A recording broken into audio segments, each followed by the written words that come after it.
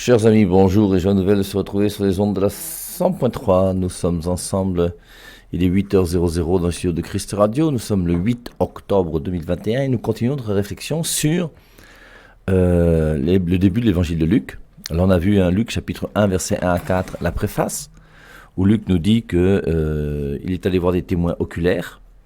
Et ces témoins oculaires là, pour être sûr que ce qu'il enseigne est juste, pour que tu aies la certitude de la foi, dit-il à son ami Théophile.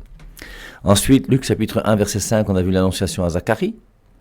Et dans cette annonciation à Zacharie, on voit comment nous avons donc Zacharie et son épouse Élisabeth, qui sont des hommes justes, qui respectent la loi. Et Zacharie va aller au temple. Zacharie, en arrivant au temple, va avoir cette visite de l'ange, Gabriel, qui va le troubler. Et c'est très joli le petit dialogue. Hein. On voit comment l'ange lui dit ta femme va accoucher, vous aurez un enfant. Et Zacharie lui dit, verset 18, comment puis-je croire cela? Je suis un vieillard, ma femme est très âgée. Et on a notre ami donc Zacharie qui a pourtant demandé, hein, il dit, mais l'ange lui répondit, j'ai été envoyé pour te parler et te l'annoncer, moi Gabriel, qui ai accès au conseil de Dieu. Mes paroles se réaliseront au moment voulu, mais puisque tu n'as pas cru, tu vas être réduit au silence. Et surtout que l'ange lui a dit un petit peu plus tôt, hein, à la vue de l'ange, Zacharie se troubla, n'aie pas peur Zacharie, voici que ta prière a été exaucée. Et donc l'ange lui dit, hein, ta prière a été exaucée. Et donc Zacharie a prié. C'est quand même extraordinaire de voir que Zacharie a prié, et maintenant que Zacharie a prié, il a prié Dieu en pensant que Dieu n'allait pas l'exaucer. C'est quand même terrible, c'est terrible. Alors il a prié pendant des années pour avoir un enfant, et maintenant que l'enfant arrive, il doute. Comment cela va-t-il se faire? Mais tu as prié Dieu pendant des années pour avoir un enfant. Et moi, je suis Gabriel, je viens te dire, n'aie pas peur, Zacharie. Voici que ta prière a été exaucée. Ta femme Élisabeth va te donner un fils que tu appelleras Jean. Ce sera pour toi une vraie joie. Et beaucoup d'autres se réjouiront de sa naissance, etc., etc. Zacharie dit à l'ange, comment puis-je croire cela? Je suis un vieillard, ma femme est très âgée. Et pourtant, Zacharie, les grands prêtres, c'est des gens qui connaissent bien la loi ancienne. Et dans la loi ancienne, on montre bien, d'une manière claire et nette, qu'il y a eu des gens dans l'Ancien Testament qui étaient stériles et qui ont eu des enfants. Le premier, forcément, c'est Abraham, qui avec Sarah n'a pas réussi à faire d'enfant. Et donc, Sarah lui avait donné sa servante, Agar. Et Abraham a fait un enfant avec Agar qui s'appelle Ismaël. Et ensuite, maintenant, Sarah, qui avait du mal à accoucher, il a fallu l'apparition de Dieu aux chênes de Mambré dans Genèse chapitre 18. Ces trois personnages qu'on appelle le Seigneur, préfiguration de la Trinité, et qui vont dire l'année prochaine, lorsqu'on reviendra, tu auras un fils. Et Sarah, qui était à la cuisine, a ri, comme Zacharie, là, dans le temple, il doute. Et l'année d'après, effectivement, Sarah a eu un enfant. Et Zacharie connaît ce texte. Zacharie est un grand prêtre. Il fait partie de la tribu de descendance d'Aaron. Et donc, il va au temple, c'est lui qu'on a pris. Et malgré ça, l'ange vient, l'ange parle et il doute. C'est terrible, hein? Et c'est là où on voit donc, juste après ce tableau, où on voit cet homme de l'Ancien Testament, grand prêtre de son état, qui était un homme juste, qui obéissait à la loi. On voit juste après l'apparition maintenant de l'ange Gabriel à Marie. Luc 1, 26. Le 6e mois, donc 6 mois après, l'ange Gabriel fut envoyé par Dieu dans une ville de Galilée appelée Nazareth. Et je crois que c'est la première fois qu'on parle de Nazareth dans les Saintes Écritures. C'est pour ça que dans Jean chapitre 1, je crois, quand il y a la vocation de Nathanaël, de Nazareth peut-il sortir quelque chose de bon? On sait que le Messie doit naître à Bethléem, et de fait il naîtra à Bethléem. Mais de Nazareth on ne connaît pas. Le 6e mois, l'ange Gabriel fut envoyé par Dieu dans une ville de Galilée appelée Nazareth. C'est pas Jérusalem, c'est pas la ville de David qui est Bethléem, c'est Nazareth. On va tout reprendre avec une petite femme, une vierge, un petit bonhomme, Joseph. Le 6e mois, l'ange Gabriel fut envoyé par Dieu dans une ville de Galilée appelée Nazareth, auprès d'une vierge déjà promise en mariage à Joseph, un homme de la famille de David. Le nom de la vierge était Marie. Alors on présente simplement le lieu, Nazareth, qui est inconnu. On présente une vierge, on donne son nom, qui s'appelle Marie, et qui est promise en mariage à un homme qui s'appelle Joseph. Et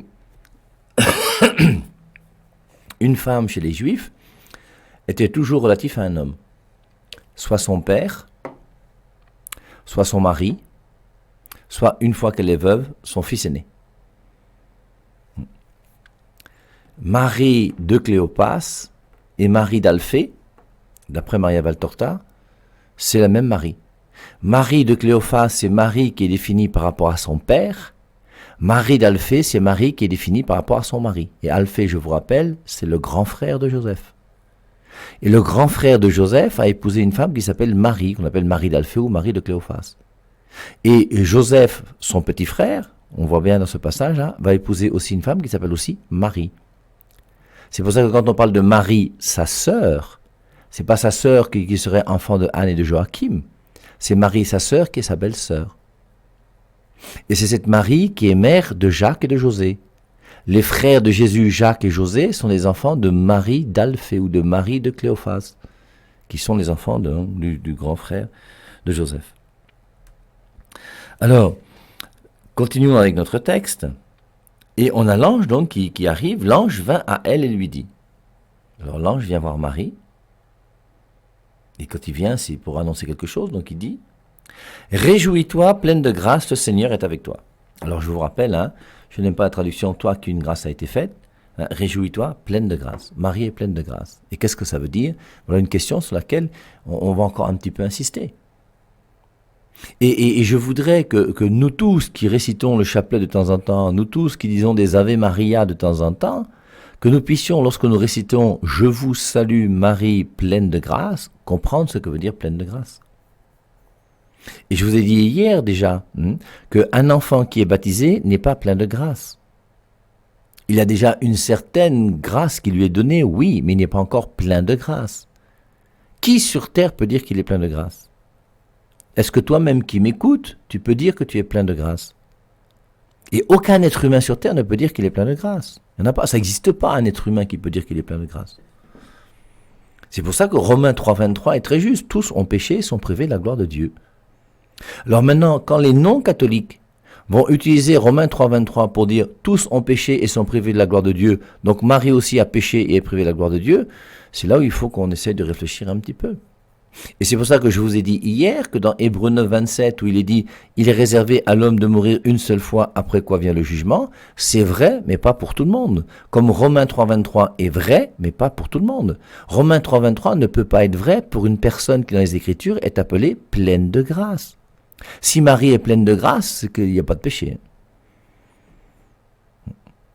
Donc, et c'est pour ça donc il faut qu'on puisse comprendre que Romains 3,23 existe réellement. Oui, tous ont péché sans prouver la gloire de Dieu. Oui, tous ont péché, sauf Jésus qui n'a jamais péché.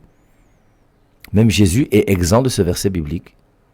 Et même Marie est exempte de ce verset biblique. Et c'est pour ça que la raison c'est laquelle? Alors je vous rappelle, Job chapitre 14 verset 4. Et dans Job chapitre 14 verset 4, il est dit « Rien de pur ne peut sortir de l'impur. » Rien de pur. Jésus-Christ est pur. Et Jésus-Christ est sorti de qui? De Marie. Et maintenant que Jésus-Christ sort de Marie en étant pur, il peut sortir de Marie avec un corps qui est pur que si le corps de Marie est pur. Rien de pur ne peut sortir de l'impur. Et forcément, si Marie a donné un corps pur à Jésus, c'est que son corps était pur. Mais comment le corps de Marie peut être pur? Puisque tous sont péchés sans priver de la gloire de Dieu. Et Dieu a été obligé de déroger à sa loi. Dieu a été obligé de permettre que Marie reçoive une grâce particulière afin qu'elle soit pure pour que son fils puisse venir sur la terre. Et c'est pour ça que dès sa conception, dès la conception de Marie, nous croyons que dès sa conception, elle a été préservée du péché originel. Si elle n'avait pas été préservée du péché originel, elle ne serait pas pure et elle n'aurait pas pu donner un corps pur à Jésus. Et pour notre bonheur, et pour que le Christ puisse venir sur terre, et pour que le Christ puisse être notre sauveur, qu'il s'incarne et qu'il puisse nous sauver en mourant sur la croix, il a fallu que Dieu permette à Marie d'être conçue sans le péché. La grâce de l'Immaculée Conception, c'est pas la grâce de Marie, c'est la grâce de Dieu en Marie. Et la grâce de l'Immaculée Conception, c'est montrer comment la gratuité de l'amour de Dieu pour les hommes fait que Dieu va donner une grâce particulière, gratuite, d'ailleurs toutes les grâces sont gratuites, cette grâce gratuite particulière à Marie pour lui permettre d'accoucher Jésus.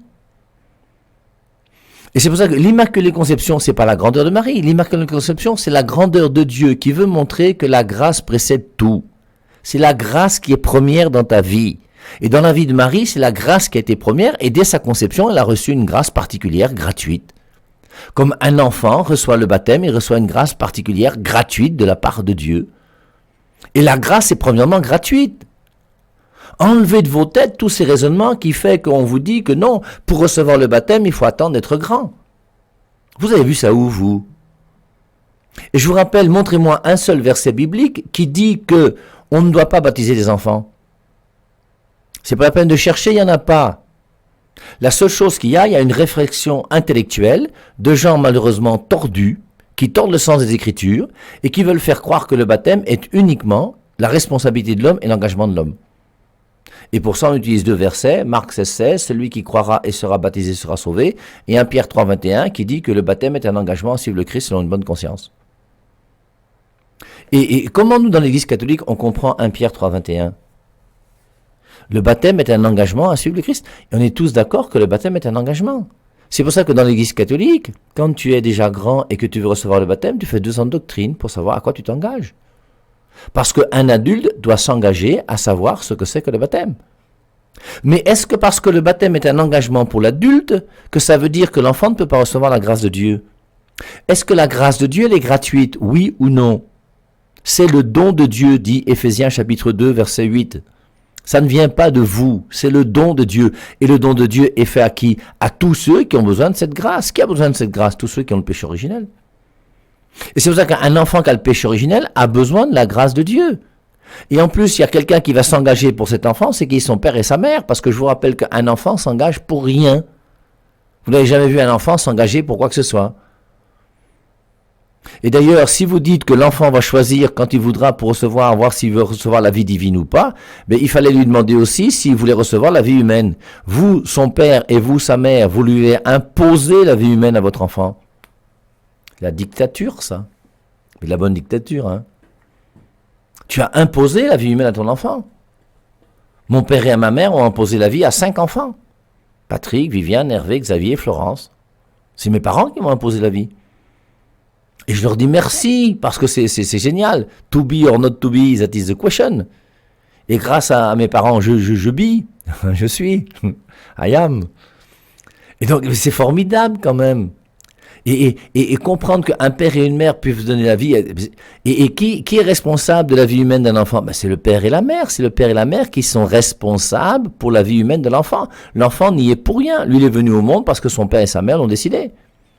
Et c'est le père et la mère qui sont responsables de l'enfant, qui décident non seulement pour la vie humaine, mais aussi pour la vie divine.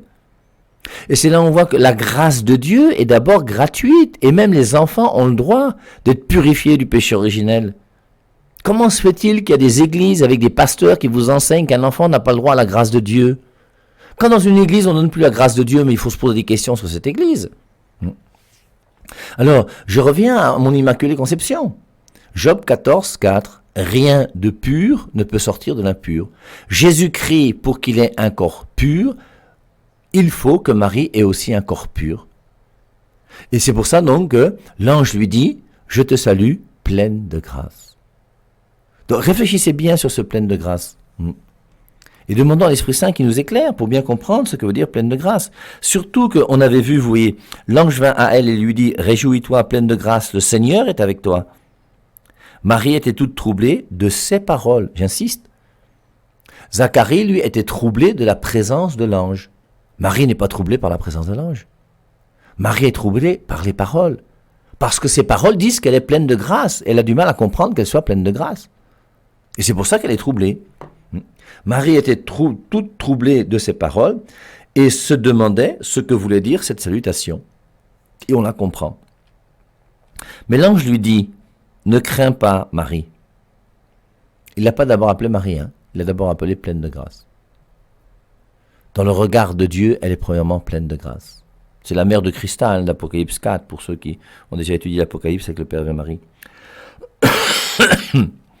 Tu as trouvé grâce auprès de Dieu. Elle a trouvé grâce auprès de Dieu. On n'a pas dit ça de Sarah. On n'a pas dit ça de Nicodème ou du grand prêtre ou de Hérode ou de Ponce Pilate. Mais elle a trouvé grâce auprès de Dieu. Et sa cousine Élisabeth dira qu'elle est bénie entre toutes les femmes. C'est pour ça que ces versets bibliques sur la Vierge Marie sont quand même des versets bibliques très importants. Et c'est pour ça qu'on ne peut pas considérer Marie comme étant une personne comme toutes les autres. Ça n'a pas de sens. Comme Pierre. Pierre, il est comme les apôtres, on est d'accord, mais c'est le premier des apôtres. Et Pierre, qui est le premier des apôtres, c'est Matthieu 10,2. Le premier Simon appelé Pierre. On prend bien son nom, on dit le premier. Il est le premier des apôtres. Tout le monde sait pourquoi Judas est le dernier, à nous de comprendre pourquoi Pierre est le premier. Et si Pierre est le premier des apôtres, à nous de comprendre pourquoi Marie est pleine de grâce et pourquoi elle a trouvé grâce auprès de Dieu. Pourquoi elle est bénie entre toutes les femmes. Pourquoi toutes les générations me diront bienheureuse. Pourquoi Jésus-Christ nous donne Marie comme mère à la croix. Mais l'ange lui dit, ne crains pas Marie, tu as trouvé grâce auprès de Dieu. Tu vas être enceinte et tu mettras au monde un fils que tu appelleras du nom de Jésus. Voilà l'annonce de l'ange. Tu vas accoucher. On a d'abord montré qu'elle était promise en mariage à Joseph, donc elle va se marier avec Joseph. Et chez les Juifs, une femme qui est promise en mariage à un homme habite toujours chez ses parents jusqu'au jour du mariage, mais les fiancés peuvent déjà avoir des rapports sexuels ensemble. Donc Joseph et Marie peuvent déjà faire un enfant. Et l'ange vient voir Marie qui est promise en mariage à Joseph, donc il va se marier avec Joseph, mais qui peut dès maintenant avoir un enfant avec Joseph. C'est possible chez les Juifs. Et l'ange lui dit, tu vas être enceinte. Tu mettras au monde un fils que tu appelleras du nom de Jésus. Il sera grand. On comprend, il est fils de Dieu qui est Dieu. Il sera appelé fils du Très-Haut, donc on précise, il sera le fils de Dieu. Et c'est à lui que le Seigneur Dieu donnera le trône de David, son père. Le trône de David, son père. Ce qui suggère que Marie doit certainement être de la lignée de David, puisque Joseph n'y est pour rien. Et c'est Marie qui va accoucher Jésus, la Vierge Marie. Et si la Vierge Marie accouche Jésus et que Jésus-Christ va lui donner le trône de David, son père, c'est que Marie doit être de la lignée de David. C'est son père. Il régnera pour toujours sur la maison de Jacob et son règne n'aura pas de fin. Donc on annonce une naissance quand même assez particulière. Et je vous rappelle que c'est la première fois que nous voyons d'une manière claire et nette dans les Saintes Écritures exprimer la Trinité. L'Esprit Saint viendra sur toi, la présence de l'Esprit Saint. Il sera appelé Fils du Très-Haut, donc c'est le Fils de Dieu. Et tout ça, ça vient de qui? L'annonce qui vient du Père. Et on voit comment Marie est la première personne qui va commencer à comprendre que Dieu est Père, Fils et Saint-Esprit. Et que Marie va accoucher un fils qui est le même fils que celui du Père. Le fils du Père et le fils de Marie, c'est la même personne. C'est pour ça que Marie est mère de Dieu. C'est bizarre de voir ces gens qui s'opposent à la définition de Marie comme mère de Dieu. Alors que c'est même écrit dans les Saintes Écritures, on verra chez la cousine Élisabeth. Or, quand Élisabeth entendit la salutation de Marie, l'enfant tressaillit dans son ventre. Élisabeth fut remplie de l'Esprit Saint et elle s'écria, « Tu es bénie parmi les femmes et le fruit de ton ventre est béni. Que m'arrive-t-il donc? La mère de mon Seigneur vient à moi. » C'est bien la mère de mon Seigneur, c'est bien la mère, le Seigneur c'est bien Dieu, non? La mère de mon Seigneur vient à moi. Marie est bien la mère de Dieu, parce qu'elle va accoucher le Fils de Dieu. Alors, Marie dit à l'ange, « Comment cela se fera-t-il, puisque je n'ai pas de relation avec un homme ?» Joseph est là, il n'y a pas de souci. on a le droit d'avoir des relations sexuelles ensemble, c'est bien. Mais moi, je n'ai pas de relation sexuelle. Et comment cela va-t-il se faire puisque je n'ai pas de relation avec un homme? Et quand Marie dit qu'elle n'a pas de relation avec un homme, elle ne parle pas de maintenant, elle parle même de ensuite. Si, une fois qu'elle était mariée, elle avait l'intention d'avoir des relations sexuelles avec Joseph, elle ne dira pas à l'homme, elle ne dirait pas à l'ange que c'est impossible. Elle dirait, ne t'inquiète pas, dès que je vois Joseph, on se met au travail et puis on te pond ton enfant. Et puis, si Marie et Joseph avaient déjà l'intention d'avoir des enfants ensemble, l'ange ne serait jamais venu la voir. Si Marie avait l'intention d'avoir des enfants avec Joseph, qu'est-ce qu'elle aurait répondu?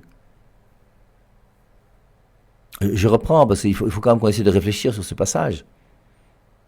Imaginez Marie, qui peut déjà avoir un enfant avec Joseph. Et que Marie a l'intention de faire un enfant avec Joseph, pas un seul, même plusieurs. Que Joseph et Marie ont vraiment l'intention de mener une vie de couple, d'avoir des rapports sexuels ensemble et d'avoir des enfants. Bon, si vous voulez, pour comprendre, mettons une chose différente. Je vous rappelle que moi, quand j'étudiais ce texte, dans les semaines d'évangélisation que je faisais, j'essayais de prendre les enfants de 13-14 ans. Je demandais aux jeunes garçons de 13-14 ans et aux jeunes filles de 13-14 ans que ceux qui voulaient se marier puissent approcher. Ceux qui voulaient devenir prêtres religieux ou religieuses ne m'intéressaient pas, ils restaient assis. Mais les autres, ils approchaient. Je prenais 5 ou 6 enfants qui sont là, 13-14 ans. Tu as quel âge? Tu veux combien? Alors, bon, vous voulez vous marier, n'est-ce pas? Ils disaient oui, mon père. Ceux qui ne voulaient pas se marier, les futurs prêtres, les futurs religieux, religieuses étaient assis. Mais eux, ils voulaient se marier. Et après, quand je leur demandais, vous qui voulez vous marier, vous voulez avoir des enfants? Vous pensez qu'ils répondaient quoi? Ben, bien sûr. Qui se marie pour ne pas avoir d'enfants? Il faut quand même être un peu bête pour se marier et ne pas vouloir avoir d'enfants. Si tu ne veux pas avoir d'enfants, ben reste célibataire.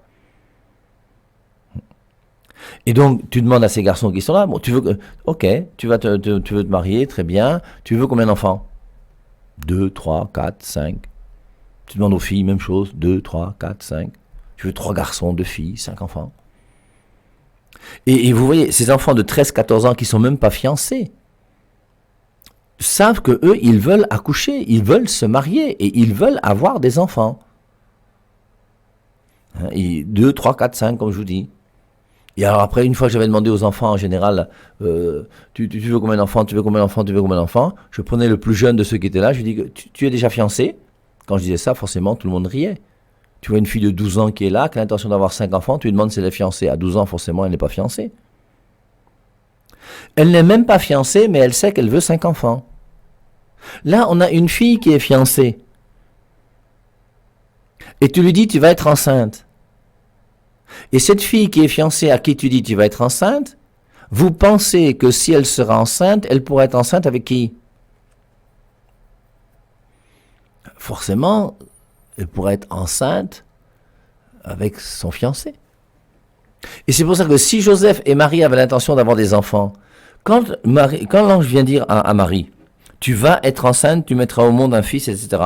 Mais Marie aurait dû lui dire, mais c'est pas la peine de venir te déplacer pour ça, reste là-bas auprès de Dieu. Joseph et moi, on va se marier, maintenant qu'on va se marier, on va faire des enfants. Reviens, tous les 2 ans, on pond pam, pam, pam, pam, pam. D'ici 7 ans, tu verras, on aura déjà 3 enfants. Si tu viens dans 9 ans ou 10 ans, on en aura 5. Enfin, t'inquiète pas. C'est pas ce que Marie dit. Si Marie avait l'intention de faire un enfant avec Joseph, elle n'aurait jamais dit à l'ange, comment cela se fera-t-il parce que je n'ai pas de relation avec un homme? Comment cela se fera-t-il parce que je suis vierge? Comment se fait-il que j'aurai un enfant? Mais forcément, ça montre bien qu'il y a un problème. Tu vas te marier avec Joseph? Oui, je vais me marier avec Joseph. Je suis même déjà promise en mariage. Le mariage, c'est une question de semaine. On est déjà ensemble. Mais Joseph qui est là, avec qui je vais me marier, avec qui je peux déjà faire un enfant selon la tradition juive, ce Joseph-là, lui et moi, on n'a pas l'intention d'avoir d'enfant. Si on avait l'intention d'avoir un enfant, on ne causerait pas, mais là, c'est impossible. Comment cela va-t-il se faire? Puisque même comme je vais me marier avec Joseph, je n'ai pas l'intention d'avoir d'enfant avec Joseph. Et c'est pour ça que ce texte de l'Annonciation, pour moi, est clair. Comment cela va-t-il se faire puisque je suis vierge? Quelle est la virginité qui va empêcher Marie d'avoir un enfant? Je vous rappelle que toutes les femmes sont nées vierges. Et c'est pas parce qu'une femme naît vierge qu'elle ne pourra pas accoucher. D'ailleurs, l'Église catholique aujourd'hui demande qu'une fille soit vierge jusqu'au jour de son mariage. Et quand je dis une fille, c'est la même chose pour le garçon. J'espère qu'il y a des gens qui m'écoutent. Normalement, c'est pas de relation sexuelle tant qu'on n'est pas marié à l'église. Sexeur, sexeuse, arrêtez de sexer. Pas de relation sexuelle tant qu'on n'est pas marié à l'église. Voilà la doctrine de l'église. Et même si une fille reste vierge jusqu'au jour de son mariage, cela ne va jamais l'empêcher de faire un enfant dans son mariage. Qu'est-ce qui va empêcher Marie de faire un enfant dans son mariage? C'est le fait que tout en étant mariée avec Joseph, elle n'a pas l'intention de faire d'enfant avec Joseph. Et on comprend à partir de ce passage de l'Annonciation que Marie et Joseph vont se marier. Mais tout en se mariant, Joseph et Marie savent qu'ils n'auront pas de relation sexuelle. Sinon, la réponse de Marie là est idiote, stupide et bête. Or, je ne peux pas croire que Marie soit idiote, stupide et bête. Elle est pleine de grâce. Toutes les générations me diront bienheureuse. Il faut qu'elle soit pure pour que son enfant soit pur. Rien de pur ne peut sortir de l'impur. Et ça montre bien que justement, Dieu a permis que Marie puisse rencontrer un homme qui s'appelle Joseph. C'est pas un goujat, c'est pas un voyou qui s'assemble, se ressemble. Dis-moi qui tu fréquentes, je te dirai qui tu es. Et rappelons-nous qu'à l'époque de Marie, c'était pratiquement impossible chez les Juifs de rester célibataire. Le célibat au sens strict n'existe pas chez les Juifs. Reprenez les deux récits de la création. Dans aucun des récits de la création, Dieu dit qu'il est bon que l'homme soit seul. Premier récit de la création, Genèse chapitre 1, verset 28, il les bénit et il leur dit « Soyez féconds ». Ils vont être féconds comment? En se regardant dans les yeux, en ayant des rapports sexuels. Et Dieu a béni Adam et Ève pour qu'ils fassent des enfants. Ça, c'est le premier récit de la création.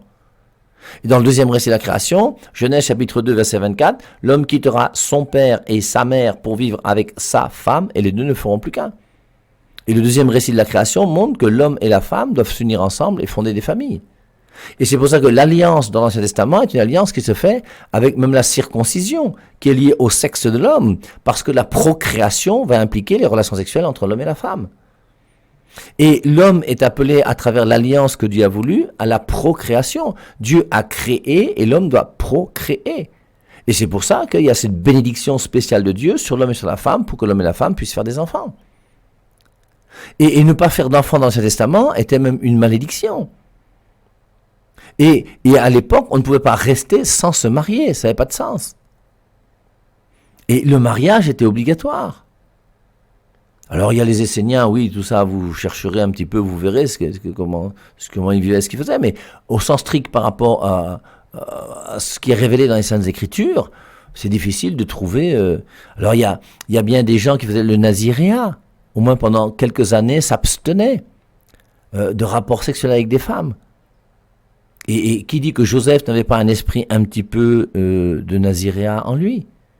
Et que lorsqu'il a rencontré Marie, on a l'impression vraiment, quand on veut respecter ce texte de Luc chapitre 1 verset 26, l'Annonciation, que Joseph et Marie se sont retrouvés ensemble et que Joseph comme Marie n'ont pas l'intention de fonder une famille.